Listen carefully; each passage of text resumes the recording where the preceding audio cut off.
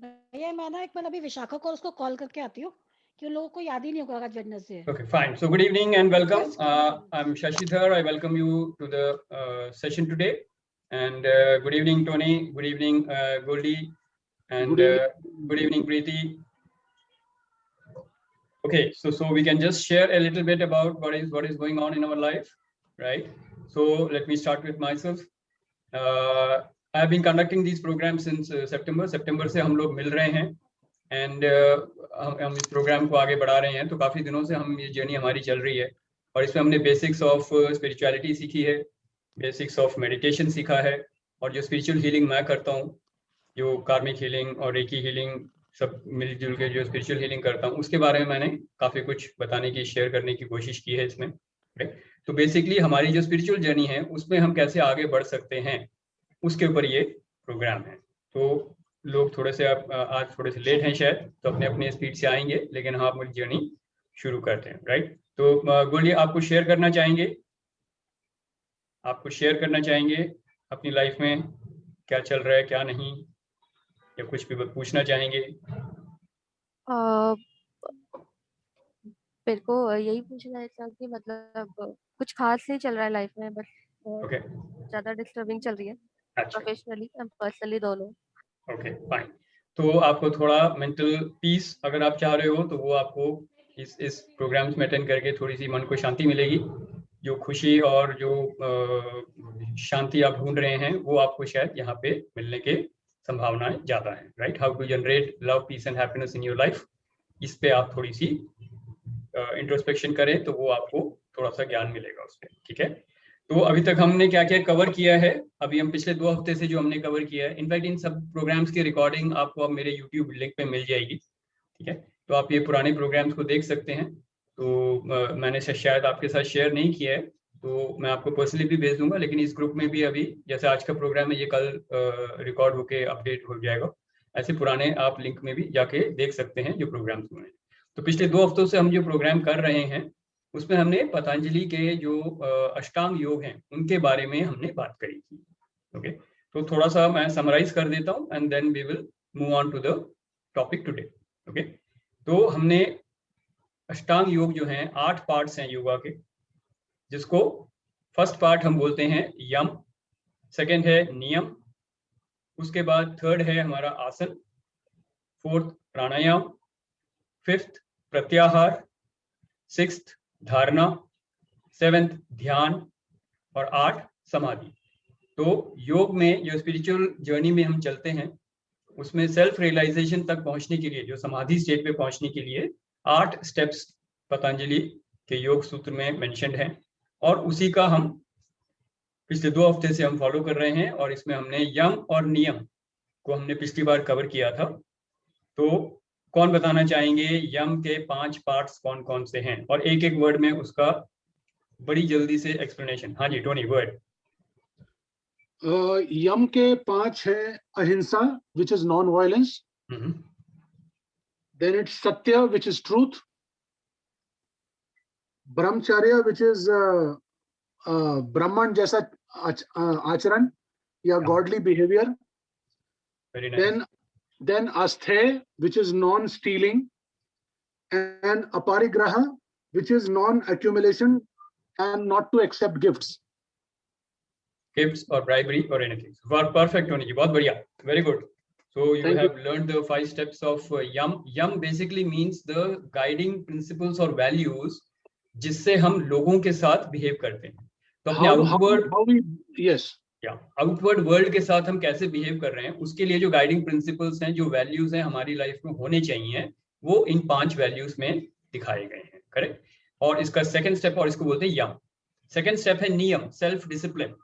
प्रीति जी आप बताएंगे नियम के 5 स्टेप्स हमने क्या देखे? संतोष, शौच, फर्स्ट इज शौच, प्योरिटी, संतोष कंटेंटमेंट, तप मेडिटेशन, स्वाध्याय इंट्रोस्पेक्शन, एंड ईश्वर प्रणिधान सरेंडर टू डिवाइन। परफेक्ट। तो ये हैं हमारे नियम के 5 स्टेप। नियम मतलब सेल्फ डिसिप्लिन। तो योग मार्ग पे आगे बढ़ने के लिए ये 2 स्टेप्स जो हैं ये बहुत फंडामेंटल माने जाते हैं, जबकि हमको लगेगा ये मॉरल साइंस की बातें हैं, लेकिन ये बहुत ज्यादा जरूरी हैं, फंडामेंटल हैं। इसके बिना किसी भी साधक की जो स्पिरिचुअल जर्नी है वो आगे नहीं जाती है। और स्पिरिचुअल जर्नी से हम क्या समझ रहे हैं, अक्सर हम क्या समझते हैं कि मैं एक शरीर हूँ। जो आम लोगों की धारणा होती है वो क्या होती है कि मैं एक शरीर हूँ और मेरी एक आत्मा है। जबकि स्पिरिचुअल जर्नी में सबसे पहला लेसन हमारा क्या है कि मैं एक आत्मा हूँ जो कई जन्मों से अपने एक स्पिरिचुअल जर्नी पे चल रहा हूँ, और मेरा एक ही पर्पस है इस शरीर में रहने का या इस शरीर में आने का, कि मैं सेल्फ रियलाइज्ड आत्म साक्षात्कार कर सकूं, सेल्फ रियलाइजेशन अचीव कर सकूं। तो हमारी स्पिरिचुअल गोल क्या है लाइफ का, पर्सनल मटेरियलिस्टिक गोल जो मर्जी हो, करियर में जो प्रमोशन चाहिए या फिर फैमिली लाइफ अच्छी होनी चाहिए, ये सब हमारे करियर के गोल्स हैं। स्पिरिचुअल गोल क्या है हमारा कि मैं एक आत्मा हूँ, इस शरीर में हूँ और एक लंबी जर्नी में हूँ, कई जन्मों से मैं जर्नी में हूँ और आगे भी कई जन्मों तक मैं जर्नी में रहूंगा। और पर्पस क्या है, टू अचीव सेल्फ रियलाइजेशन। इसके लिए हम योग मार्ग पे 8 स्टेप्स पे चल रहे हैं, जिसका हमने पहला और दूसरे स्टेप्स का समराइजेशन किया। तो गोल्डी, कोई सवाल आप पूछना चाहोगे इसमें, या क्लियर है, या एक बार फिर से रिपीट करूंगी? Are you okay Goldie, are you there? आप रिपीट कर दीजिए सर दोबारा एक बार। ओके, तो आप, मैं धीरे से बोलता हूँ, आपको नोट करना है नोट कर लीजिए, वरना आप पुराने रिकॉर्डिंग में जाके दे सकते हैं। पिछले 2 हफ्ते के ये चीजें हमने काफी अच्छे से डिस्कस करी थी। तो एक प्रोग्राम में हमने पूरे यम के 5 पार्ट्स डिस्कस किए थे, और दूसरे प्रोग्राम में जो पिछले हफ्ते हुआ था उसमें हमने नियम के 5 पार्ट्स डिस्कस किए थे। तो एक बार मैं रिपीट कर देता हूँ। यम के 5 steps, how do we deal with the people in the world, right. तो यम के 5 स्टेप हैं। सबसे पहले अहिंसा, नॉन वायलेंस। सेकेंड, ट्रुथ, सत्य। ओके, तो पहला हो गया अहिंसा और सत्य, non violence and truth. Third हो गया ब्रह्मचर्य, जिसको आमतौर पे हम बोलते हैं, यू कैन से बैचलरहुड या एब्स्टिनेंस फ्रॉम सेक्सुअल लाइफ, लेकिन एक्चुअल मीनिंग क्या है इसका, ब्रह्मचर्य का ब्रह्म जैसा आचरण, यानी कि डिवाइन बिहेवियर, गॉडली बिहेवियर को हम बोलते हैं ब्रह्मचर्य। तो you are bringing in that divinity and living a life of a divine. तो डिवाइन लाइफ आप जी रहे हैं, उसको हम बोलते हैं ब्रह्मचर्य। ओके, देन फोर्थ स्टेप है आपका अस्थेय। अस्थेय, ASTHEYA, अस्थेय, नॉन स्टीलिंग। एंड फिफ्थ है अपरिग्रह। अपरिग्रह means basically non accumulation, non possessiveness, किसी चीज को इकट्ठा नहीं करना है, किसी से गिफ्ट नहीं लेना है, बहुत ज्यादा अटैचमेंट वर्ल्डली पोजेशंस के साथ नहीं रखना है। All this is part of अपरिग्रह। तो ये हमारे 5 स्टेप्स हैं नियम के, सॉरी यम के। Is that okay Goldie, are you there? Note it down. Hello, आप अपने आप को अनम्यूट कर सकते हैं। ओके, हेलो, या are you there? Note it ठीक है डाउन। सर। या अब आते हैं Yes, sir. नियम के अगर हम 5 स्टेप्स बोले जो हमने अभी डिस्कस किया, नियम is self discipline. And self discipline के लिए जो हमारे 5 स्टेप्स हैं वो हैं, सबसे पहले जो आता है दैट इज शौच, क्लीनलीनेस और प्योरिटी। अब ये सिर्फ शरीर का ही नहीं है कि स्नान करके पूजा करनी है, एक तो वैसा रहता है, दूसरा है अपने थॉट्स को, अपने एक्शंस को, उसमें भी आपको प्योरिटी और क्लीनलीनेस लानी है। ओके, दैट मीन्स दिल साफ होना चाहिए, मन साफ होना चाहिए, और शरीर को हम जितना स्वस्थ रख सकें, स्वच्छ रख सकें, that is all part of your शौच, राइट। तो सुबह उठ के हम फ्रेश होने जाते हैं, all that is part of our purity and cleanliness. Okay, तो पहला पार्ट है शौच। सेकेंड है संतोष। संतोष means contentment, satisfaction at the highest level. Contentment not with the efforts but with the results. जब भी आपके लाइफ में कोई रिजल्ट आए, आप उस रिजल्ट को एक्सेप्ट करिए, एक्सेप्टेंस से आपकी कंटेंटमेंट बढ़ती है। तो संतोष और contentment is the second part of नियम। Third part we will say शौच और संतोष के बाद आता है आपका, क्या आता है प्रीति जी? तप। तप, तपा, तपह या तपस्या बोल दीजिए या समझने के लिए, लेकिन तपह का मतलब है हार्ड वर्क, या आपकी जो रेगुलर प्रैक्टिस होती है। जैसे एक कोई एथलीट है, वो फील्ड के 10 चक्कर लगाता है रोज, कोई क्रिकेटर है वो क्रिकेट खेल रहा है, नेट प्रैक्टिस कर रहा है 10-10 घंटे रोज। तो all this is part of your hardship बोल लीजिए या हार्ड वर्क बोल लीजिए, तो एक तरीके से एक तपस्या हो गई, एक साधना हो गई आपकी, तो इसको बोलते हैं तप। आपने सुना होगा साधु महर्षि पहले तपस्या में बैठते थे, तो उनके लिए एक वो हार्डशिप है, किसी काम पे लग जाना और पूरी मेहनत के साथ उसकी लगन में जुट जाना। So all this is part of तपस। तो दिस इज पार्ट। तो स्पिरिचुअल जर्नी में भी आपको ये बहुत जरूरी है कि आप रोज एक स्पिरिचुअल प्रैक्टिस को कंटिन्यू करें, लाइफ लॉन्ग कंटिन्यू करें, तो बहुत बड़ी एक तपस्या जैसी हो जाती है। तो ये क्वालिटी होनी बहुत जरूरी है, right. Non stop continuous on and on and on आप करते रहें, इसको बोलते हैं तपह। ओके, फोर्थ हो गया आपका, कौन सा है फोर्थ? स्वाध्याय। स्वाध्याय इज सेल्फ स्टडी, इंट्रोस्पेक्शन। तो आप अपने लाइफ को इंट्रोस्पेक्ट करिए, अपनी दिनचर्या को इंट्रोस्पेक्ट करिए, ताकि आप पूरा देख सके पूरे दिन में आप क्या कर रहे हैं, क्या कैसे गया आपका दिन, कैसे आप उसको बेटर बना सकते हैं। तो हर रोज कल का दिन आपका आज के दिन से बेटर हो, इस तरीके से आप अपनी इंप्रूवमेंट करेंगे, सेल्फ स्टडी करेंगे। This is called introspection. इससे आपकी अवेयरनेस बढ़ती है और आपकी कॉन्शियसनेस बढ़ती है। तो प्रेजेंट मोमेंट में आप रहोगे और आपकी स्पिरिचुअल जर्नी और ज्यादा अवेयरनेस में और कॉन्शियसनेस में चलेगी। That is this part of self study, स्वाध्याय, इंट्रोस्पेक्शन, करेक्ट। एंड फिफ्थ है हमारा ईश्वर प्राणिधान, which is surrender to the divine. आप जो भी कर्म कर रहे हैं अपने, वो आप डिवाइन को सरेंडर कर दें। यानी कि हम ये नहीं बोलेंगे कि ये मेरी विश है, अटैच नहीं होना रिजल्ट्स के साथ। आपका कर्म है आपका अधिकार है कर्म पे, कर्म के फल पे आपका अधिकार नहीं है। तो कर्म फल जो है वो आप भगवान के ऊपर छोड़ दें, अपने कर्म सही करें, अपने धर्म का पालन करते हुए अपने कर्म करें। तो ये सब चीजें जो हैं, ये सब आएगा आपका सरेंडर टू डिवाइन। और ये बहुत इंपॉर्टेंट क्वालिटी है, क्योंकि जैसे जैसे आप सरेंडर टू डिवाइन करेंगे, वैसे वैसे आपकी स्पिरिचुअल जर्नी आगे रफ्तार पकड़ेगी और अच्छे स्पीड पे जाएगी, राइट। तो क्लियर है गोली जी? कोई सवाल इस पे, इन दोनों पे अभी? Perfect, right.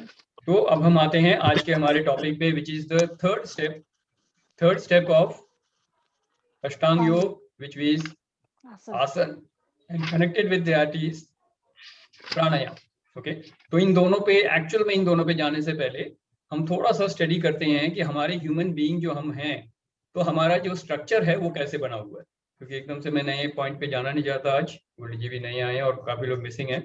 तो हम आसन और प्राणायाम जो मैंने प्लान किया था, उस पर डायरेक्टली ना जाके उससे कनेक्टेड एक चीज देखते हैं कि हमारा जो स्ट्रक्चर है वो कैसे है। हम एक दूसरे को जो देखते हैं, तो हम अपने एक दूसरे के शरीर को देखते हैं। व्यवहारिक ट्रांजैक्शनल वर्ल्ड में हम एक दूसरे के शरीर को देख के बोलते हैं कि हाँ टोनी से बात हुई आज मेरी, आज प्रीति जी से बात हुई, आज गोल्डी जी अटेंड कर रही हैं। तो we are looking at the body and we are addressing by name. इस तरीके से हम लोगों से डील करते हैं, यही है ना, करेक्ट। तो लेट अस अंडरस्टैंड कि हमारा जो ह्यूमन बीइंग है, इसको हम कैसे समझते हैं, कैसे बने हुए हैं हम। तो आमतौर पे हम इसकी डिफ्रेंसिएशन जैसे करते हैं, हम बोलते हैं ह्यूमन बीइंग्स जो हैं वो 3 पार्ट में बने हुए हैं, ट्रायून बीइंग बने हैं। ट्रायून बीइंग का मतलब क्या है? हमारा एक शरीर है, बॉडी, एक हमारा माइंड है जो हम एक्सपीरियंस करते हैं, राइट, और एक है हमारा सोल। ओके, तो 3 पार्ट में हम मानते हैं अपने बॉडी, माइंड एंड सोल। तो इसको इस तरीके से भी समझ सकते हैं कि जो हमको दिख रहा है, जो शरीर दिख रहा है, इसको हम बोलते हैं ग्रॉस बॉडी और the food body. Physical body है जो खाने से बनता है। ओके, इसको हम बोलते हैं अन्नमय कोश। अन्न से बना हुआ जो लेयर है बॉडी का, उसको हम बोलते हैं अन्नमय कोश, अन्न से बना हुआ, फूड बॉडी और द ग्रॉस बॉडी। ओके, तो ये हो गया हमारा अन्नमय कोश। इसके बाद जो आते हैं वो दिखते नहीं है, उसको हम बोलते हैं subtle body. Subtle body means SUBTLE, subtle body बोलते हैं उसे। सटल बॉडी में क्या आएगा? आपके सबसे पहले जो आता है वो आता है सटल बॉडी में, उसके भी लेयर्स हैं, सटल बॉडी के लेयर्स हैं, करेक्ट। इसमें आता है सबसे पहले आपका प्राणमय कोश। प्राणमय कोश का मतलब है जहां आपके प्राण का जो लेयर है बॉडी का, जिसको हम बोलते हैं प्राणमय कोश। इसे ये क्या होता है? ये एक तो इनविजिबल बॉडी है, सीधा आंखों से नहीं दिखती है। इसमें नाडीज हैं, चक्रास हैं, जहाँ पे हम स्पिरिचुअल हीलिंग करते हैं। तो प्राणमय कोश में एक्चुअल सारी स्पिरिचुअल हीलिंग होती है। तो जो हीलिंग की मैं बात करता हूँ, चाहे वो रेकी हीलिंग हो, प्राणिक हीलिंग हो, जितने भी आपने नाम सुने हो, कार्मिक हीलिंग है और क्वांटम हीलिंग है, जितने भी हीलर्स हैं, जितने भी हीलिंग करते हैं, वो सब के सब इस प्राणमय कोश के चक्रास को हील करते हैं। तो इसमें नाड़ीज हैं, 72,000 से ज्यादा नाड़ीज हैं, और 7 मेजर चक्रास हैं हमारे, और करीब करीब 200 माइनर चक्रास हैं जिनको हम हील करते हैं। ये आपकी एनर्जी बॉडी है। एनर्जी बॉडी से आपको एनर्जी मिलती है फूड बॉडी में भी, और ये कनेक्ट करती है आपके माइंड बॉडी को भी, राइट। जो आगे वाला आएगा थर्ड पार्ट जो है, थर्ड बॉडी जो है, उसको हम माइंड बॉडी बोलते हैं। तो प्राणमय कोश, अन्नमय कोश के बाद जो आता है सेकंड, वो है प्राणमय कोश। इसमें आते हैं आपके प्राण। तो कैसे हम लेते हैं, ब्रीदिंग के साथ हम ऑक्सीजन और ये प्राण शक्ति लेते हैं अंदर, और इससे हमारा प्राणमय कोश बनता है, करेक्ट। तो ये जानना जरूरी है, तभी हम व्यायाम और आसन और प्राणायाम की बात कर सकते हैं, इसलिए ये जानना हमारे लिए जरूरी है, ठीक है। तो अभी तक हमने क्या देखा, सबसे पहला लेयर जो है हमारा वो है फूड बॉडी, जो हम शरीर देखते हैं, जिसको बोलते हैं अन्नमय कोश, अन्न से बना हुआ अन्नमय कोश, फूड बॉडी। सेकंड है प्राण से बना हुआ प्राणमय कोश। कोश इज द, कोश मतलब लेयर होता है, बॉडी का एक लेयर, ओके। तो प्राणमय कोश ये सेकंड बॉडी है जिसकी हम बात कर रहे हैं। तो प्राणमय कोश किससे बनता है, प्राण से बनते हैं। प्राण मतलब आप ब्रेथ ले रहे हो, ब्रेथ में क्या होता है, एक तो ऑक्सीजन होता है जो लंग्स में जाता है, करेक्ट, और साथ में क्या जाता है, प्राण। प्राण मतलब क्या, 5 एलिमेंट्स जो हैं, फिजिकल लाइफ फोर्स एनर्जी जो है, जो लाइफ फोर्स एनर्जी है, जो हमारे शरीर को और हमारे माइंड को एनर्जी देता है, उसको बोलते हैं हम प्राण। और अक्सर देखते हैं जब बोलते हैं कि भाई आदमी मर गया तो क्या बोलते हैं, प्राण पखेरु उड़ गए, उसके प्राण निकल गए। प्राण निकल गए मतलब अब वो प्राण उसकी बॉडी में नहीं है, तो एनर्जी खत्म हो गई, that's why the body has fallen of. तो जब किसी की मृत्यु हो जाती है तो प्राण चले जाते हैं, दैट्स व्हाट वी से। तो ये प्राण क्या चीज है ये मालूम होना चाहिए। प्राण सोल नहीं है बाय द वे, प्राण को सोल से कंपेयर मत करना। जब तक सोल बॉडी के साथ अटैच्ड है, आपके प्राण चलते रहेंगे। जैसे ही सोल बॉडी से अलग हो गई, प्राण बहने बंद हो जाएंगे, तो प्राण का प्रवाह जो है चक्रास में आना बंद हो जाएगा, एंड फिजिकल बॉडी और माइंड बॉडी अलग अलग हो जाएंगे। फिजिकल बॉडी गिर जाएगी यानी कि मर जाएगी, और उसको हम बोलते हैं कि भाई अब चलो अंतिम संस्कार करें शरीर का। और प्राण शक्ति जो है खत्म हो गई, तो प्राणमय कोश खत्म हो गया, और बाकी जो माइंड बॉडी है वो सोल के साथ निकल के दूसरे शरीर में चली जाती है। इस तरीके से शरीर में जब एक शरीर की मौत होती है तो आत्मा जो है, मन और आत्मा मिलके जो स्पिरिट होती है वो अगले शरीर में जाती है। तो हमारे जो 3 पार्ट हैं, body mind and soul, body आती है जाती है, डिस्ट्रॉय होती है, जो भी होती है। माइंड कंटिन्यू करता है एक लाइफ से दूसरी लाइफ में आत्मा के साथ, इसको बोलते हैं स्पिरिट। तो spirit enters a new body. Clear है ये? या yes Tony? Just wanted to ask, are we actually discussing the third stage asana? No, I'm giving the foundation for that. Okay, ठीक है। आसन और प्राणायाम को डिस्कस करने से पहले प्राण के ऊपर बात हो रही है, प्राणायाम के, क्योंकि आसन तो जूम में मैं सिखा नहीं सकता, तो मेनली हमको प्राणायाम पे बात करनी है। तो प्राणायाम करने के लिए प्राण को समझना जरूरी है। प्राण को समझने के लिए हमको ये 5 बॉडी के लेयर समझने जरूरी है। तो मैं अभी 5 So is asana and pranayam both connected, or they are separate topics? First you have to come to different postures of आसन, एक्सरसाइज होती है बेसिकली। उसके बाद आप एक पोस्ट पे बैठ पाएंगे। आसन का मतलब क्या है, एक पोस्चर पे आप बैठे हैं, राइट। एक पोस्चर पे जब आप आधा घंटा 1 घंटा बैठ पाएंगे टिक के बिना हिले डुले, तब आप प्राणायाम कर सकते हैं। अगर आप बैठ ही नहीं पाएंगे तो प्राणायाम नहीं कर सकते। सही बात है, बिल्कुल। इसलिए पहले आसन आएगा, बाद में प्राणायाम आएगा। आसन का मतलब सिर्फ इतना है कि आप बॉडी को इधर उधर मरोड़ के एक्सरसाइज करके बॉडी को फिट बना रहे हैं, ताकि अल्टीमेट गोल क्या है आसन का, आप 1 घंटा करीब या 2 घंटे करीब आराम से बैठ सकें और प्राणायाम कर सकें। ये स्टार्टिंग पॉइंट है। अल्टीमेट गोल क्या है कि आप 4-5 घंटे बैठ के समाधि के स्टेज पे जा सकें। तो body has to be in your control, that is for that आसन इज रिक्वायर्ड। तो आसन में आप सुखासन है, वज्रासन है, बहुत सारे आसन है जिसपे आप टिक सकते हैं, करेक्ट। पद्मासन है, अर्ध पद्मासन है, सुखासन है, ऐसे बहुत सारे आसन हैं जिसपे आप टिक के बैठ सकते हैं। उसके लिए हमको पूरे आसन का पूरा सूर्य नमस्कार होता है, बहुत सारे आसन है जो हम करेंगे, खड़े होके, बैठ के, लेट के, उल्टा लेट के करते हैं। तो बॉडी फिट हो जाती है, अब आप आसन में बैठ सकते हो। आसन में बैठ गए, अब आप प्राणायाम सीख सकते हो। लेकिन प्राणायाम सीखने से पहले आपको मालूम होना चाहिए प्राण बॉडी कहाँ है, क्यों कर रहे हैं प्राणायाम, क्यों क्लियर हो जाएगा, तो क्यों कैसे करना है आसान हो जाएगा। तो first we will understand why we should do it, then we will know how we have to do it.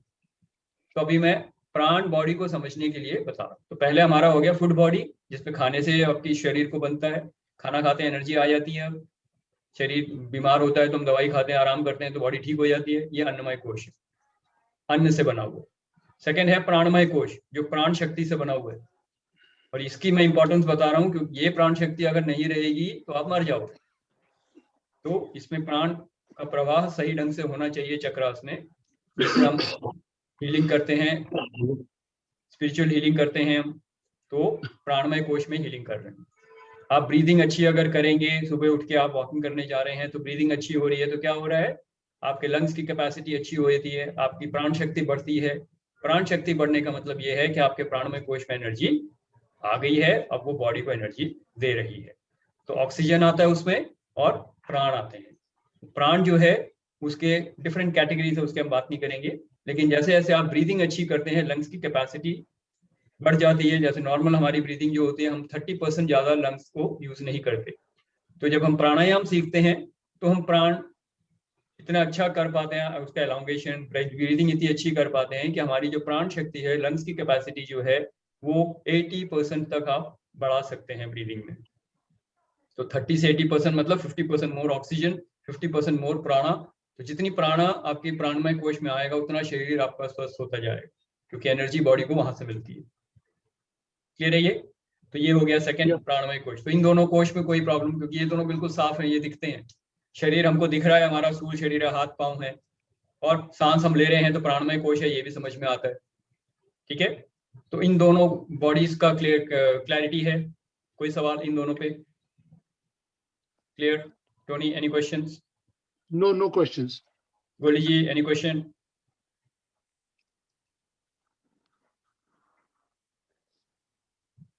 भैया सिर्फ एक चीज बताओ। Okay good. हाँ जी बोलिए प्रीति। भैया जैसे मैं एक आसन में 30 मिनट तक तो बैठ सकती हूँ, उससे आगे बढ़ ही नहीं रहा है। कोई बात, धीरे धीरे बढ़ेगा, 1 महीना 2 महीना हो गए, 6 महीने हो गए, एक 30 मिनट्स में मेरे पैर सुन्न हो जाता है। कोई बात नहीं, कोई दिक्कत नहीं, आगे नहीं बढ़ता 30 मिनट से। हो जाएगा, अभी तक नहीं बढ़ा, कल बढ़ेगा। ठीक है, परफेक्ट। रोज यही बोलना, नहीं होगा, रोज यही बोलना है। आज नहीं, आज हो गया, आज नहीं हुआ कोई बात नहीं, कल होगा, या कल तक नहीं हुआ आज होगा। कोशिश करो, 1 मिलीमीटर के हिसाब से भी अगर इंप्रूवमेंट हो रही है, that is good improvement. See ultimately you have to see आपकी एज कितनी पूछूं मैं अगर, तो क्या बोलोगे आप? बॉडी की एज नहीं पूछ रहा, ये तो बॉडी की एज है। मेरी तो पता ही नहीं। प्रीति हाँ प्रीति जी, हाँ जी बोलिए। कौन से आसन में बैठती हो जो 30 मिनट के बाद नहीं आगे बढ़ता? अर्ध पद्मासन में। अर्ध पद्मासन, अच्छा। एक्चुअली आई टेल यू, मैंने भी अभी 4-5 महीने पहले ही योगा स्टार्ट किया था, तो वज्र आसन लगाने को मेरे गुरुजी बोलते थे, तो 5 मिनट से 10 मिनट से भी ज्यादा लगा नहीं पाता था। अब मैं ऑलमोस्ट ज्यादातर जितने भी प्राणायाम है सब वज्र आसन में ही कर लेता हूँ। बहुत बढ़िया, वेरी गुड। वज्रासन बचपन में बहुत किया हुआ है और अब नहीं होता, तो वो धीरे धीरे ही आएगा, डोंट वरी, हो जाएगा, प्रैक्टिस से आता है। वो तो होना ही है। मैंने 97 में सीखा था और अब लगा लो करीब 24 साल हो गए, अभी भी कर रहा हूँ, और कोई ऐसा आसन नहीं है जो मैं नहीं कर सकता। I used to run away from I used to run away from yoga. I never liked yoga, but somehow now I realize that it's an excellent thing. भैया मैंने 84 में सीखा था योगा और 91 तक मैं रेगुलर प्रैक्टिसर थी योगा की। हाँ, उसके बाद छोड़ा तो ऐसा छोड़ा, फिर तो पकड़ा ही नहीं कभी। तो अब मैंने प्रॉब्लम क्या है? प्रॉब्लम क्या है? There is no why behind what you're doing. पता नहीं था हमको क्या कर रहे हैं, क्यों कर रहे हैं। करना है, अच्छा कर लिया, अच्छा नहीं लगा छोड़ दिया। हाँ, 7 इयर्स तक तो मैंने रेगुलर किया है। अब अगर क्लैरिटी हो कि ये मेरे को समाधि तक लेके जाएगी या ये मेरे को मेडिटेशन कराएगी जिससे मेरा माइंड शांत हो जाएगा, तो आपको क्यों मालूम होना चाहिए। If the why is clear, मैं हमेशा यही बोलता हूँ, find out why I should do it. जब तक आपका वाई स्ट्रांग नहीं होगा, आप वो काम नहीं करोगे या करके छोड़ दोगे। अगर रेगुलरली करना है, लगातार पूरी जिंदगी, इस जन्म में, अगले जन्म में भी, तो आपको वाई क्लियर होना है। Why is what is the purpose behind it. आपकी जिंदगी का पर्पस क्या, पर्पस ऑफ लाइफ क्या है? मेरे पर्पस ऑफ लाइफ है टू हील द ह्यूमैनिटी। क्यों? ताकि हम कलयुग से सतयुग में जाएं। तो मेरे को जो मिलेगा मैं उसे हील करूंगा। अब मेरे को यही अगले जन्म में भी करना है, मेरे को कुछ और करना ही नहीं है। आई एम वेरी क्लियर, मेरा सोल बहुत क्लियर है, सोल डिसीजन है ये मेरा। मैं आया ही यहाँ पे पृथ्वी पे लोगों को हील करने के लिए। तो बात खत्म हो जाती है। मेरे को अब क्या करना है? अपनी कॉन्शियसनेस को लेके जाना है, बस समाधि के स्टेट में जितनी जल्दी जाना है जाना है। तो हमारे शरीर में जो 7 चक्रास हम बात कर रहे थे, 7 चक्रास के कॉन्शियसनेस में मूलाधार से निकल के सहस्रार तक जाना है। That's it. जर्नी बहुत सिंपल है, यही सोल चाहता है, यही मैं भी चाहता हूँ। अगर आप वही काम करो जो सोल की पर्पस है, तो भगवान का ब्लेसिंग आना ही है। And when you are on the right track, then everything will fall into place. फिर चाहे लॉकडाउन हो या नहीं हो, कोई फर्क नहीं पड़ता। जर्नी मेरी लॉकडाउन में ज्यादा अच्छी गई है। फर्स्ट डे तो सिर्फ 10 मिनट ही बैठ पाई थी, now it is 30 minutes. Very good. Regular wise मेरे को गीता का पाठ भी उसी आसन में बैठ के करना है, एटलीस्ट जितना मैं बैठ सकूं।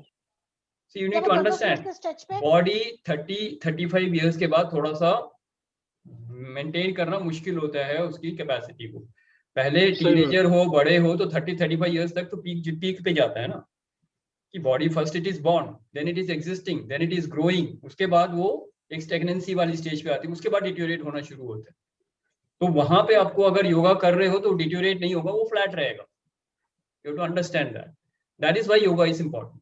नहीं करोगे डिटोरेट होना शुरू हो जाएगा। और साथ में प्राण शक्ति बढ़ाते रहो अपनी, तो बॉडी को एनर्जी मिलती रहेगी। खाना ढंग से खाओगे तो बॉडी बिल्कुल फिट रहेगी। तो एक प्लेट्यू पे आने के बाद वो स्ट्रेट जाएगा, वहां से नीचे नहीं गिरेगा। थोड़ा बहुत गिरेगा तो थोड़ा थोड़ा गिरेगा, एकदम से ढक से नहीं गिरेगा। लोगों को क्या होता है, यूं बढ़ता है और फिर एक हार्ट अटैक वापस आ जाते हैं। तो वो सब नहीं होना चाहिए। तो that is why this is very very important that you train your body, physical body. तो छोटे छोटे जो आसन आते हैं, इसीलिए बोलते कोई एक आसन को पकड़ के नहीं कर रहे, हम सब करते हैं ताकि हर जगह से कोई ना कोई बेनिफिट मिलता रहे। वज्रासन बेसिकली दिस इज तप जो हम अपने बॉडी के लिए कर रहे हैं। बिल्कुल यही है। तो बॉडी अपने कंट्रोल में होनी चाहिए। थोड़ा सा सुखासन में बैठो, थोड़ा सा पद्मासन में बैठो, थोड़ा सा वज्रासन में बैठो, टिक के बैठो, ठीक है। पाँव की पोजीशन चेंज कर लो, फिर आधा 15-20 मिनट बैठो, फिर चेंज कर लो। तो वज्रासन में बैठ के आप टीवी देख सकते हो। खाने के बाद एक ही आसन कर सकते हो, वज्रासन कर सकते हो। तो खाने के बाद 10-15 मिनट वज्रासन में बैठो, आपकी डाइजेशन अच्छी हो जाती है। और वज्रासन की डेफिनेशन क्या है? बॉडी वज्र जैसी बन जाती है। वज्र इज जो देवेंद्र का जो शस्त्र, थंडरबोल्ट वो देवेंद्र मारते हैं, वो उसको वज्र बोलते हैं। तो वज्र जैसी बॉडी अगर बन जाती है अगर आप वज्रासन में बैठो, that is why the body becomes very strong. Correct? तो दैट्स अबाउट द बॉडी। तो ये हो गया योगा की बात, आएंगे हम इस पे भी। और इसके बाद हम बात कर रहे हैं प्राणायाम की। तो प्राणायाम के लिए हम बात कर रहे हैं अभी 2 बॉडीज की हमने बात करी है, फिजिकल बॉडी और अन्नमय कोश और प्राणमय कोश की हमने बात करी, ठीक है। प्राणमय कोश के बाद आता है थर्ड लेयर ऑफ बॉडी, जिसको हम बोलते हैं मनोमय कोश, माइंड बॉडी। हम सब ने सुना हुआ है conscious mind, subconscious mind, unconscious mind, ये सब क्या है? ये माइंड बॉडी में आता है। और अक्सर हम सोचते हैं कि माइंड बॉडी के अंदर है, बॉडी के अंदर ब्रेन है। फिजिकल बॉडी का एक पार्ट है ब्रेन, ब्रेन से कनेक्टेड है माइंड, राइट। तो आपके ब्रेन के अंदर जो इंपल्सेस जाते हैं, मैंने कुछ देखा, कहाँ इंपल्स जा रहा है? ब्रेन में जा रहा है। ब्रेन फिर ट्रिगर करता है माइंड को, और माइंड में वो फिर चीज असल में देखी जा रही है। आंखों के अंदर नहीं देखी जा रही, वो माइंड में देखी जा रही है। क्यों? क्योंकि माइंड में पहले से ही मेमोरी पड़ी हुई है किसी चीज की। मैंने एक हाथी को देखा बाहर, तो इमेज माइंड में बनी हुई है हाथी क्या है। फिर वो बताएगा मेरे को, माइंड कंट्रोल करके बताएगा कि मेरे को भागना है या हंसना है या क्या करना है। अगर वो जंगली हाथी नहीं है और वो ट्रेंड हाथी है और वो चेन में है, तब तो माइंड कहेगा शांत है, कोई बात नहीं। अगर जंगल में हो और हाथी सामने जंगली हाथी है, तो वो कहेगा भाग। माइंड उसी हिसाब से बॉडी को एक्टिवेट करता है, फिर माइंड उसी हिसाब से बॉडी को चलाएगा। तो माइंड में फिक्स्ड होता है बॉडी को जिंदा रखने के लिए फाइट एंड फ्लाइट, या तो लड़ो या भागो। ये सबसे पहले माइंड में फिक्स्ड रहता है, आपको सोचना नहीं पड़ेगा इसके लिए। शेर आ गया तो आप भागोगे, कोई आपको मारने आ रहा है, आप उसे मारोगे या आप भागोगे, कुछ तो करोगे, या फ्रीज हो जाओगे। कभी तो ये भी होता है, सांप को देखा, पता ही नहीं चल रहा आप क्या करना है, अब जो करेगा सांप करेगा फिर, करेक्ट। तो ये भी होता है। या शेर को देख लिया, फ्रीज हो गए, तो फ्रीज भी हो जाते हैं, कभी माइंड फ्रीज हो जाता है, पता नहीं चलता क्या हुआ, तो आप एकदम से स्टैच्यू टाइप हो जाते, तो आप सुन्न हो गए, तो माइंड को कुछ समझ में नहीं आ रहा, बॉडी एकदम काम ही नहीं कर रही, राइट। तो थर्ड लेयर क्या हमारा? माइंड बॉडी या मनोमय कोश। ओके, तो मनोमय कोश क्लियर हो गया है क्या है ये? This is the mind body. Mind body will decide हमेशा आप ये ध्यान रखिए कि जो आपके लेयर्स हैं बॉडी के, ये कनेक्टेड हैं सारे। फिजिकल बॉडी सबसे पहले दिखती है, उसके बाद है प्राणमय कोश, प्राण जो आपके माइंड को और बॉडी को एनर्जी देता है। उसके बाद थर्ड लेयर है आपका माइंड बॉडी, जिसमें क्या आते हैं माइंड बॉडी में, हमने देखा है माइंड के 3 एलिमेंट्स हैं। ऐसे शरीर के भी 5 एलिमेंट्स हैं, हमने बात नहीं करी उस पर, लेकिन शरीर के 5 एलिमेंट्स हैं। शरीर किस 5 चीजों से बना हुआ है? हमारा जो फिजिकल बॉडी है किन 5 चीजों से बना हुआ है? धरती, जल, अग्नि, फिर वायु और फिर आकाश। 5 एलिमेंट से शरीर बना हुआ है, राइट। और ये बॉडी के जो 7 चक्रास हैं उसमें नीचे के 5 चक्रास हैं उसके, राइट। वो किसी और टॉपिक पे बात करेंगे, पर चक्रास अगर आप थोड़ा सा स्टडी करेंगे, प्राणमय कोश के 5 चक्रास जो हैं, चलो बता ही देता हूँ। तो उसमें मूलाधार है सबसे पहले, जो अर्थ एलिमेंट के साथ है। उसके बाद है आपका मूलाधार या रूट चक्र बोलते हैं। उसके बाद है स्वादिष्ठान चक्र या सेक्रल चक्र, वो आपका वाटर एलिमेंट है। उसके बाद आता है आपका सोलार चक्र, जिसको हम बोलते हैं फायर एलिमेंट। फिर आता है आपका हार्ट चक्र, जो एयर एलिमेंट है। और फिर आता है थ्रोट चक्र, जो यहाँ पे है थ्रोट चक्र, विशुद्धि चक्र, ये है आपका स्पेस एलिमेंट। तो शरीर जो 5 एलिमेंट से बना हुआ है, उसके 5 चक्रास हैं नीचे। उसके बाद के जो हमारे 2 चक्रास और हैं, वो है एक थर्ड आई चक्र, आज्ञा चक्र, और एक सहस्रार जो क्राउन चक्र है, राइट। तो ये 7 चक्रास हैं जो हमारी बॉडी को पूरा, हमारी पूरी लाइफ को कंट्रोल करते हैं। अब अगर हम इसमें ध्यान दें, तो हम क्या देखना चाह रहे हैं? शरीर के 5 एलिमेंट्स हैं हमारे, क्लियर हो गया। माइंड के 3 एलिमेंट्स हैं। 3 एलिमेंट्स कौन से? हाँ जी प्रीति जी बताएंगे आप। Ego, emotion and intellect. Very good. Ego, emotion and intellect. Ego का सेंटर क्या है? Naval, solar plexus. हाँ, सोलर प्लेक्सस बोल लो या नेवल बोल दो। एक्चुअल में नेवल है, लेकिन वो नेवल चक्रा में नहीं आता, इसलिए सोलर चक्रा को बोलते हैं। ओके। तो वो असल में, हाँ, सेक्रल चक्रा और सोलर चक्रा के बीच में जो नेवल है, वो उसको हम मानते हैं ईगो। जहाँ रावण को बोला था ना कि नाभि में तीर मारो तभी रावण मरेगा, नाभि। तो नेवल चक्र और नाभि है एक्चुअल में ईगो का जो सेंटर है। और रावण का ईगो वहीं पे था, जिसे बोलते हैं कि जब तक उसको, इसीलिए बोला, कहानी में बताया गया हमको कि उसके वहां पे अमृत था, तो जब तक वो अमृत नहीं सुखाओगे तब तक वो नहीं मर सकता। तो उसके सर ना काट के उसके नाभि में तीर मारना था, तो उसके पॉइजन जो वहां पे जो अमृत था उसको सुखा दिया पूरा, उसके बाद वो मरा। That's how it is, right. तो आइडिया क्या है? बॉडी कॉन्शियसनेस है, ये ईगो है। ईगो को जब तक खत्म नहीं करोगे तब तक आप डिविनिटी पार नहीं कर सकते। ओके, तो ईगो सेंटर जो है दैट इज द नेवल चक्र। सेकंड, हार्ट चक्र में है ये इमोशन। तो हार्ट चक्र एयर एलिमेंट भी है और इमोशन भी है, राइट। और उसके बाद जो थर्ड आता है इंटेलेक्ट, वो है आपका थर्ड आई चक्र, विजडम। इंटेलेक्ट, विजडम, और यहीं पे आपके सोल की प्रेजेंस सबसे पहले आती है थर्ड आई चक्र में। Seat of the soul, this is the seat of the soul. Emotion का सीट हार्ट चक्र है। तो जैसे दिल और दिमाग की बात करते हैं, तो दिल जो है आपका, जो इमोशन है वो हार्ट है, एंड जो दिमाग है जो डिसीजन लेता है दैट इज द थर्ड आई। तो हमेशा हमको जोश के साथ नहीं, होश के साथ डिसीजन लेना है। तो इमोशनल होके, पैशनेट होके कोई डिसीजन नहीं लेना चाहिए, अक्सर गलत हो जाता है। तो जोश और होश को बैलेंस करके हमको डिसीजन लेना है। डिसीजन हमेशा इंटेलेक्ट से लेंगे, शांत होके, और जब एक्शन लेंगे तो जोश के साथ एक्शन लेंगे। That is how the actual life should be led, correct. फिल्मों में बहुत कुछ आपको बताएंगे, दिल की सुनो दिमाग की छोड़ो, नहीं, ये सब बेकार है।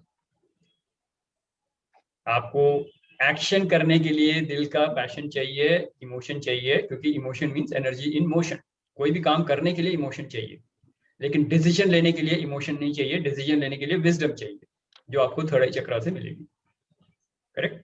तो intellect, ego, emotion and intellect, mind का जो हाईएस्ट फैकल्टी है वो इंटेलेक्ट है, थर्ड आई चक्र से आता है। यहां तक क्लियर है? कोई डाउट? तो ये हमारा हो गया 3 लेयर जो हमने कवर कर लिए। 3 लेयर कौन से? पहला है अन्नमय कोश, फिजिकल बॉडी। सेकेंड है हमारा प्राणमय कोश, प्राणमय कोश विच इज द प्राणमय कोशा या फिर प्राणिक बॉडी, एनर्जी बॉडी। और थर्ड है हमारा माइंड बॉडी, या फिर इसको बोल सकते हैं आप मनोमय कोश। इसी के करस्पॉन्डिंग हमने जो भी बात करी मनोमय कोश में। मनोमय कोश में जब हम बात करते हैं तो इसको थोड़ा सा और डिफरेंशिएट कर दिया, ईगो और इमोशन को हम यहाँ पे जोड़ते हैं। इंटेलेक्ट बॉडी जो है वो आपका आ गया विज्ञानमय कोश। ओके, तो जो इंटेलेक्ट है वो आपका आएगा decision making, that goes into the intelligence level, उसको हम बोलते हैं विज्ञानमय कोश। और इन तीनों को मिला के जो बनता है उसको हम बोलते हैं सटल बॉडी। तो एक ग्रॉस बॉडी हो गया अन्नमय कोश, और बाकी के जो 3 हैं, उसके बाद के जो 3 हैं, प्राणमय कोश, मनोमय कोश और विज्ञानमय कोश, इसको बोलते हैं सटल बॉडी, सूक्ष्म शरीर। ठीक है, तो एक हो गया स्थूल शरीर, एक हो गया सूक्ष्म शरीर, और इसके बाद जो एक और है लास्ट जो लेयर होता है बॉडी का, उसको बोलते हैं कारण शरीर, कॉजल बॉडी।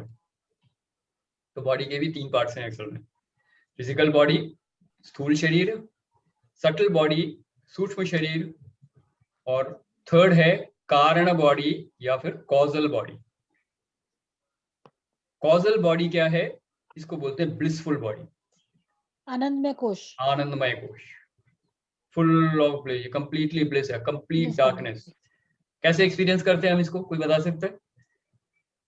अक्सर हम अपनी लाइफ में इन सारे लेयर्स को कैसे एक्सपीरियंस करते हैं हमारे जिंदगी में? पहले 5 लेयर क्लियर हो गए, पहले बताइए, फिर आगे बात करें। 5 क्लियर हैं? मीना जी वेलकम। एंड आपके कोई सवाल हो तो आप पूछ सकते हैं, वीडियो ऑन कर सकते हैं तो कर लीजिए। Good evening. I am so late today. No problem. Good evening. Welcome. So you can join in. Yeah. Yes, Tony. You want to say something? You said Annamay Kosh, then you said Pranamay Kosh. Correct. Then you said Manomay Kosh. Correct. Mind body. And what is the fourth one you said? Fourth one is Vijnanamay Kosh. Vijnanamay Kosh is the intellect body. Vijnan is science. Vijnan means Vishesh Gyan. Okay. Special knowledge. Akashik Gyan also we call it. Akashik Gyan भी बोल सकते हैं उसे, विशेष ज्ञान, विज्ञान। And Gyan is knowledge. And there is a 5th layer also. Yeah, 5th layer is called Anandamay Kosh or the blissful body. तो ये 5 कोशास बोलते हैं इसको, 5 कोशास। Okay, so this is important for you to understand कि हमारा जो शरीर दिख रहा है वो सिर्फ एक स्थूल शरीर है, ग्रॉस बॉडी है। इसके बाद जो सटल बॉडी है वो 3 बॉडी पार्ट्स का बना हुआ है। ओके, प्राणमय कोश, मनोमय कोश और विज्ञानमय कोश, इसको बोलते हैं सटल बॉडी या सूक्ष्म शरीर। और लास्ट जो है उसको बोलते हैं causal body, CAUSAL, causal, which is causing the whole body. Okay, तो कॉजल बॉडी ये लेयर है सबसे सटल, जो मानते हैं जो सोल के सबसे करीब है वो है ये कॉजल बॉडी, आनंदमय कोश, ब्लिसफुल बॉडी। ओके, और इंटेलेक्ट बॉडी जिससे आप डिसीजन लेते हैं, डिसीजन मेकिंग जहां से आती है, दैट इज द विज्ञानमय कोश, विशेष ज्ञान, आकाशिक ज्ञान, इंटेलेक्ट बॉडी, कुछ भी बोल सकते हैं। क्लियर है यहाँ पे? इन 5 में कोई क्वेश्चन? 5 लेयर्स में कोई सवाल है, पूछ लीजिए अभी। So these 5 layers are of your physical body? No, not physical. Body is categorized into 3 parts: physical body, subtle body, and causal body. What is categorized in 3 categories? Body is categorized into 3 parts, 3 body parts. Acha, okay. One is the physical body which you see. Okay. Second is the subtle body which you don't see. Right. और ये 3 parts में है subtle body, जो प्राणमय कोश है, मनोमय कोश है और विज्ञानमय कोश है। ओके, ठीक है। इसके बाद थर्ड वाला जो है वो है causal body, which is called the आनंदमय कोश, ब्लिसफुल बॉडी। ओके, तो शास्त्रों में हमारे बॉडी को 5 कोश वाला बॉडी बोला गया है, 5 कोशास of the body, 5 layers of the body. तो हम जो देख रहे हैं ये हमारा सिर्फ पहला लेयर है जिसको बोलते हैं फुड बॉडी या फिर स्थूल शरीर, ग्रॉस बॉडी और अन्नमय कोश, ये हम देख सकते हैं, बाकी बॉडी हमको दिखती नहीं। वो सटल बॉडी है और एक कॉजल बॉडी। क्लियर है ये? अब हम देखते हैं हमारी लाइफ में हमारा इसका एक्सपीरियंस कैसे होता है। तो सबसे पहले लाइफ में हमारा मैक्सिमम टाइम हम वेकिंग आवर्स में रहते हैं, जागृत अवस्था में रहते हैं। फिर रात को जब सोते हैं तो सोने में भी हमारे 2 स्टेजेस होते हैं, एक होता है जो हम सपने देखते हैं और एक होता है डीप स्लीप जहां पे सपने नहीं देखते। ओके, तो अब हम तीनों स्टेजेस में देखते हैं हमारे इन 5 लेयर्स को हम कैसे एक्सपीरियंस करते हैं। Waking hours, waking hours, can you experience your body? अभी आप मेरे को देख रहे हैं, आप मुझे देख रहे हैं, मैं आपको देख रहा हूँ, आप मेरी फिजिकल बॉडी को एक्सपीरियंस कर पा रहे हैं, मैं खुद देख पा रहा हूँ, अपने हाथ को अपने पाँव को देख पा रहा हूँ, तो फिजिकल बॉडी को मैं एक्सपीरियंस कर रहा हूँ वेकिंग आवर्स में। तो जब मैं जागृत अवस्था में हूँ, वेकिंग स्टेट में हूँ, तो a human being, every human being can see his physical body. Let's go to the second. मैं सांस ले रहा हूँ, कैन आई एक्सपीरियंस दैट? हाँ, ले रहा हूँ, बिल्कुल याद है मेरे को पता चल रहा है मैं सांस ले रहा हूँ, जिंदा हूँ, सांस ले रहा हूँ, तो लॉजिकली भी दिख रहा है और एक्सपीरियंस में भी दिख रहा है। अगर मैं नाक बंद करूँ, सांस नहीं लूँ, तो 1 मिनट में मेरी हालत खराब हो जाएगी, तो I know I am breathing. तो प्राणमय कोश, प्राण शक्ति दिखती है मेरे को, एक्सपीरियंस हो रहा है। जो एक्सपीरियंस नहीं हो रहा है, बता देना कि नहीं एक्सपीरियंस हो रहा है, क्योंकि ये बहुत फैक्ट्स ऑफ लाइफ है, हमको लाइफ एक्सपीरियंस होना ही है। तो वेकिंग आवर्स में, हाँ, sorry, but you said that pranamay kosh and manomay kosh and vignanmay kosh are subtle. You can't see that, but you can experience it, no? Okay, yes, correct. Okay, you can't see it, but you can experience it. You will see only the physical body, but you can definitely experience the body. इसीलिए तो बोल रहा हूँ, experience तो कर रहे हो ना, अपने हाथ पाँव को छू के देख सकते हो, फिजिकल बॉडी दिखती है आपको, एक्सपीरियंस कर रहे हो, दिखे या ना दिखे। अब ब्रेथ आपको दिखती नहीं है, लेकिन आप एक्सपीरियंस कर रहे हो, सांस चल रही है ना। Yes.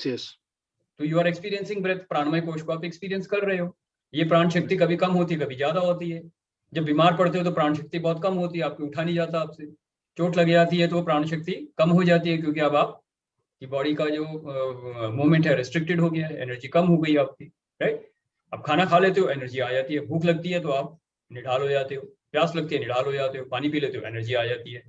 तो आपको ये जो 5 तत्व हैं आपके शरीर के, इनको एनर्जाइज करने के लिए जो आपको प्राण शक्ति चाहिए, तो ये कहाँ से मिलता है? आपको खाने से मिलेगा, आपको इससे ऑक्सीजन से मिलेगा, ब्रीदिंग करोगे तब मिलेगा, और ब्रीदिंग की वजह से खाना डाइजेस्ट भी हो रहा है, खाना सर्कुलेट भी हो रहा है, खाना मसल्स में, बॉडी में, सब में जा रहा है, तो ये एनर्जी देता है फिजिकल बॉडी को। तो प्राणमय कोश is very very important, correct, right. Now let us look at कि ये हो गया हमारा प्राणमय कोश।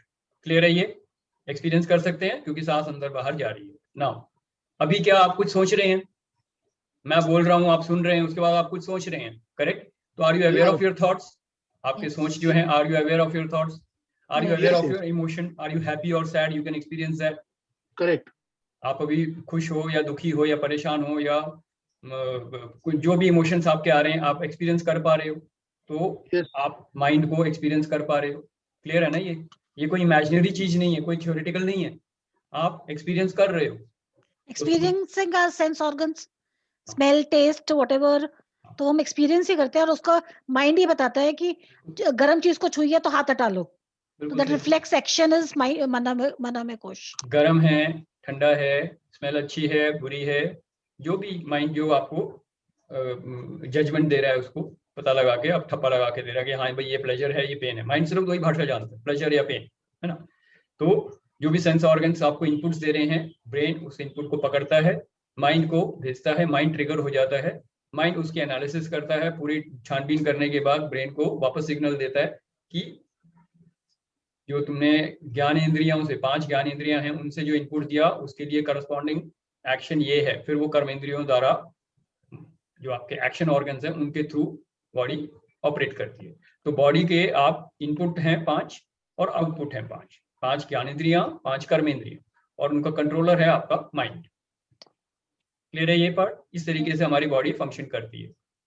तो हाथी को देखा, सिग्नल मिला, माइंड ने डिक्लेयर किया खतरा है, भागो, एक्शन दिया ब्रेन को, ब्रेन अब पाँव को एक्शन देगा, भागो वहां से, तो अब टांग एक्शन में आ जाएंगे और बॉडी को वहां से लेके भागेंगे। That is how it is. So every action is taken like this, decision comes from the mind, and उसी के हिसाब से आपका ब्रीदिंग पैटर्न चेंज हो जाएगा।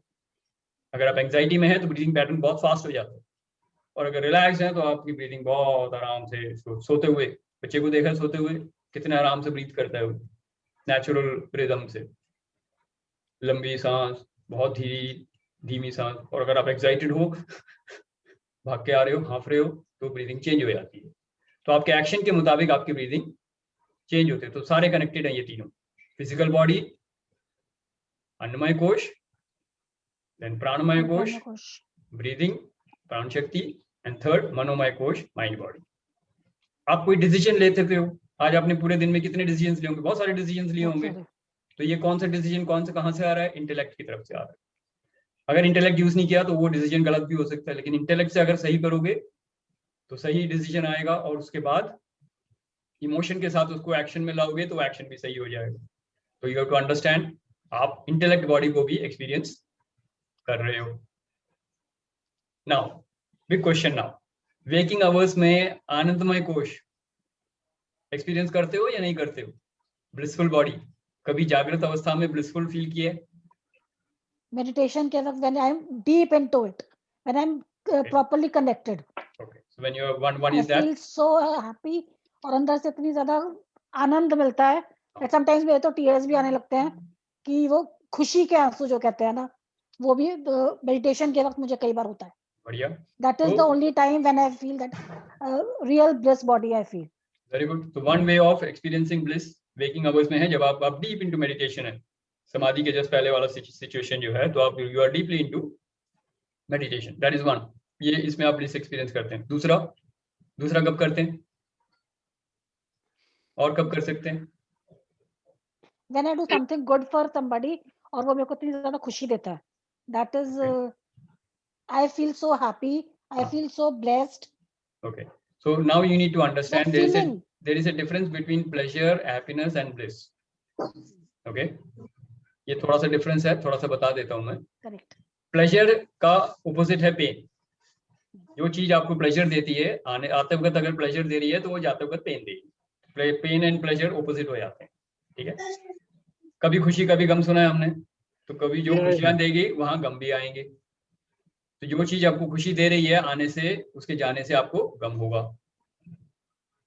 तो हैप्पीनेस एंड सॉरो या हैप्पीनेस एंड सैडनेस बोल लो, सुख दुख, हैप्पीनेस सॉरो, प्लेजर पेन, सब है। आनंद का आप मेरे को ऑपोजिट बताओ। आनंद का ऑपोजिट क्या है? हैप्पीनेस का सॉरो। सैड नहीं, हैप्पीनेस का सॉरो है ना, सैडनेस का जॉय है। तो जॉय, सॉरो, हैप्पीनेस, सैडनेस, जो भी मान लो आप, सुख दुख। भैया आपने डिफिकल्ट क्वेश्चन पूछ लिया। आनंद का ऑपोजिट तो आनंद का ऑपोजिट है ही नहीं। ओके, आनंद का ऑपोजिट है ही नहीं। इधर आनंद है या आनंद नहीं है, वो ऑपोजिट में है ही नहीं। क्यों? क्योंकि वो डुअलिटी वाला है ही नहीं, वो फिजिकल वर्ल्ड में मिलने वाली चीज ही नहीं है। कितना हम बोलते हैं आनंद बोलते हैं, लेकिन आनंद एक्चुअली में क्या होता है? या तो प्लेजर होता है या पेन होता है। आनंद we can also feel sometimes when you're deep into concentration. Correct. आप किसी भजन को सुनते हैं तो आ रहे हैं उसमें आ रहे हैं। एक ही जगह पे आप एक्सपीरियंस कर सकते हो, when you are out of your body and mind. When are you out of your body and mind? आपने एक सनसेट देखा मान लो, या सूर्योदय देखा, और जैसे एक समुद्र का है, बहुत बड़ा समुद्र के सामने बीच पे हो आप, और वहां पे आप मॉर्निंग में आप उसमें आराम से बैठ के सूरज को देखा और आपको टाइम का पता ही नहीं चला। होता है ये? कभी देखा है आपने ये? आप नेचर में खो गए, कहीं नई जगह पे गए, वाओ, और आप उसमें खो गए, किसी ने बुलाया आपको पकड़ के, तब आप वापस आए। That is what is bliss. You are become one with the sunrise, one with the sunset, one with the ocean. या फिर अगर कोई रोमांटिक वाली कहानी बताऊं तो when you are with your beloved partner and time खो गया, 4 घंटे निकल गए, आप एक दूसरे की आंखों में आंखें डाल के बैठे हुए। That is experience of bliss. Beyond body and mind जाओगे तभी ब्लिस मिलेगा। वेकिंग आवर्स में बियॉन्ड बॉडी एंड माइंड जाना बड़ा मुश्किल है, इसीलिए अक्सर लोग मेडिटेशन में ब्लिस में जाते हैं। या फिर सोते वक्त घोड़े बेच के सो जाते हो ना आप, जब सपने नहीं देख रहे होते तो जो घोड़े बेच के सोते हो वो ब्लिस है। Deep sleep state, perfect, that is bliss. Clear हुआ? तो वेकिंग आवर्स में भी हम ये 5 लेयर्स को एक्सपीरियंस करते हैं। कौन से? एक और बार रिपीट कर लेते हैं। अन्नमय कोश फिजिकल बॉडी, प्राणमय कोश ब्रीदिंग, मनोमय कोश आपकी थिंकिंग, थॉट प्रोसेस, इमोशंस, विज्ञानमय कोश डिसीजन या इंटेलेक्ट बॉडी से डिसीजन ले रहे हो, राइट, एंड आनंदमय कोश ब्लिसफुल बॉडी। अब मैं 5 मिनट और लूंगा, थोड़ा सा एक्सटेंड हो रहा है, ठीक है? ये खत्म कर लें एक बार टॉपिक, 5 मिनट और ले लेते हैं। अब आते हैं सेकेंड स्टेज पे, जब आप रात को सो रहे हैं। ये तो मैंने बता दिया, जब आप डीप स्लीप में हो, डीप स्लीप में हो, तो बॉडी का आपको कुछ पता नहीं है, बॉडी है वहीं पे लेकिन आपको कुछ पता नहीं है उसका, ठीक है। तो बॉडी एक तरीके से डोरमेंट हो गई है, अन्नमय कोश ना के बराबर है, राइट और रॉन्ग? सही है, राइट है ना। जब आप रात को सो रहे हो, I would request if you are not speaking you can put yourself on mute, okay, ताकि डिस्टर्बेंस ना आए। अगर आप बोल नहीं रहे हैं तो म्यूट पे कर लीजिए, so that we can finish off fast, otherwise थोड़ा सा डिस्टर्बेंस रहेगा।